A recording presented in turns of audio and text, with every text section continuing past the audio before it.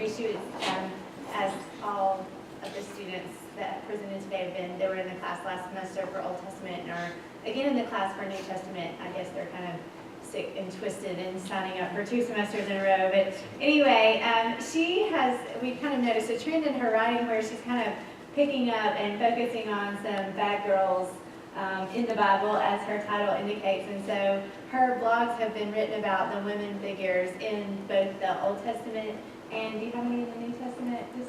In the New Testament. And so she's going to share those with you.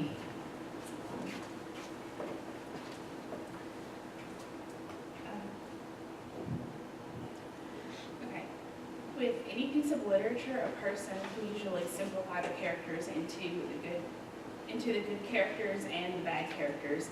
And this is certainly true when it comes to the Bible.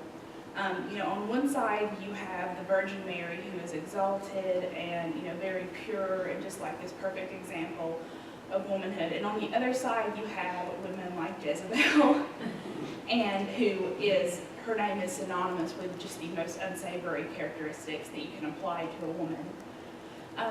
But like Jezebel, many of the females who are portrayed in the Bible are definitely leaning more towards the side of wickedness, and they're members of a proverbial club of biblical bad girls. But in the Bible, a lot of them are kind of simplified and boiled down. Jezebel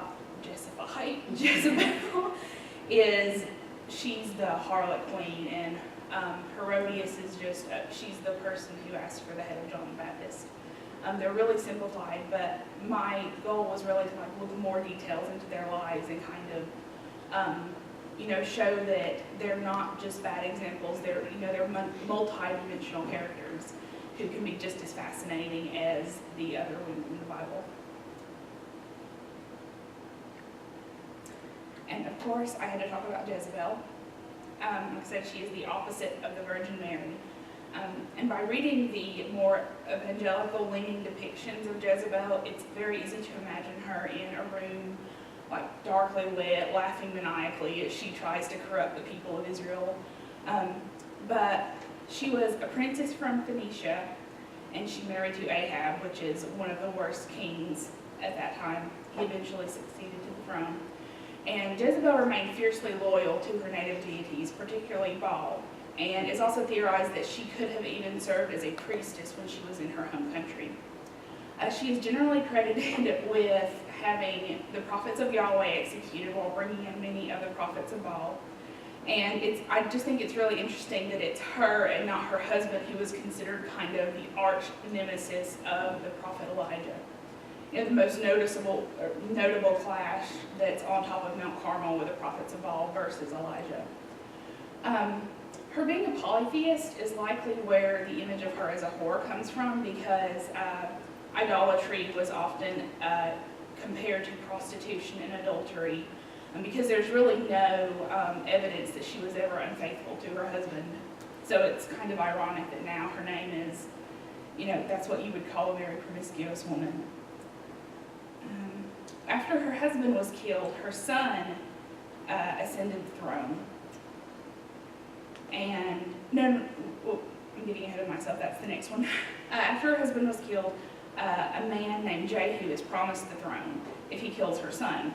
And after he kills her, he makes his way to finish Jezebel off. And when she hears he's coming, she puts on all of her makeup, all of her finery.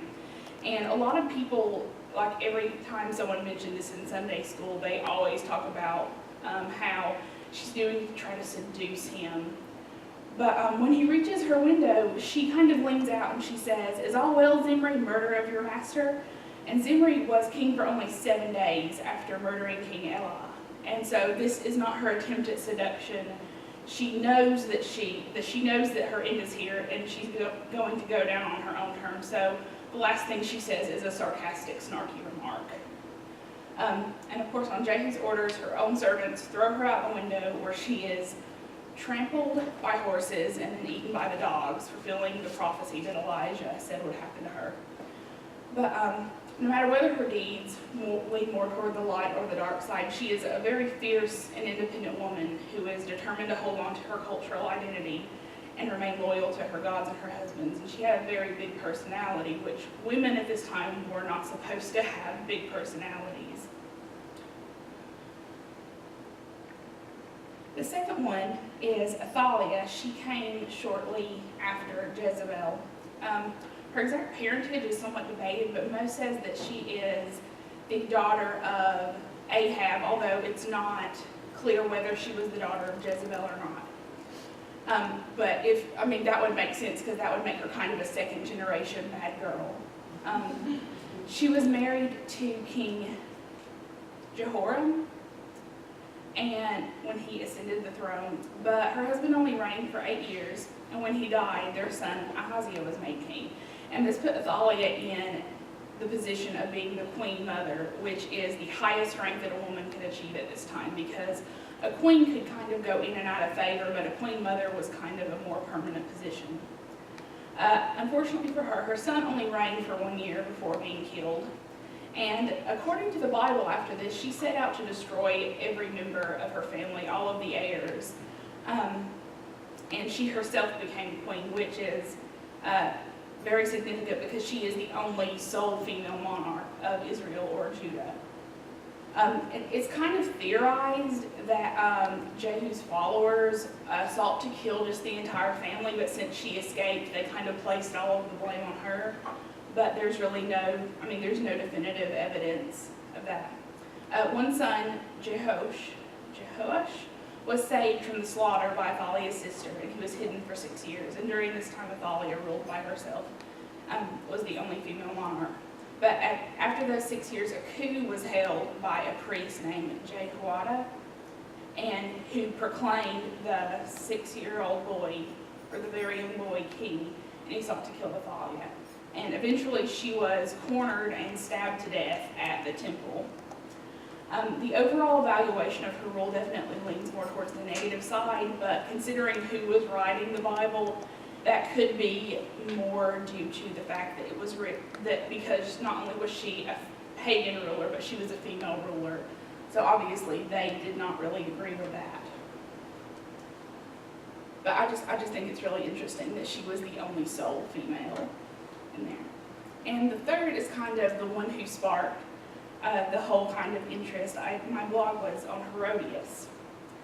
And she comes a good bit after them, around the time of Jesus. And her name is basically the female version of Herod.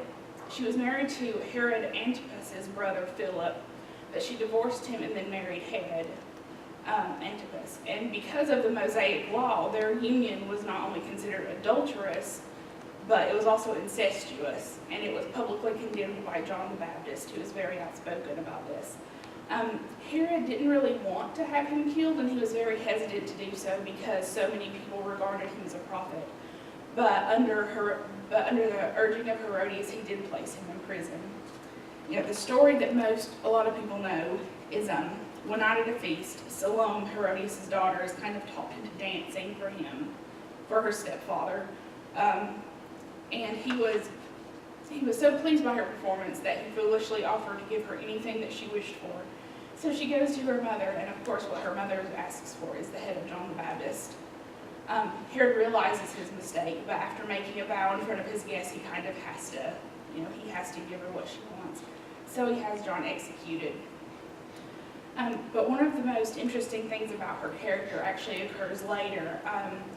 She urged her husband to try to discredit her brother, Herod Agrippa, who was another tetrarch. But their actions eventually antagonized the Emperor Caligula, who was such a great guy, who banished Herod Antipas in 39 BC. But one of the most curious aspects of her life is that sources say that she was actually offered to live out the rest of her days with her brother, but instead of doing that, she actually chose to go into exile with her husband. So, it's, a very, I guess, ideological kind of thinking. Maybe she really did love him, which, it's kind of cool when you think about it, if that was the case. But, the goal was this, to show that all of these women were really multidimensional. They had their own lives and their own secrets and just their own characteristics. They were not just this kind of simplified boil down that the Bible kind of portrays.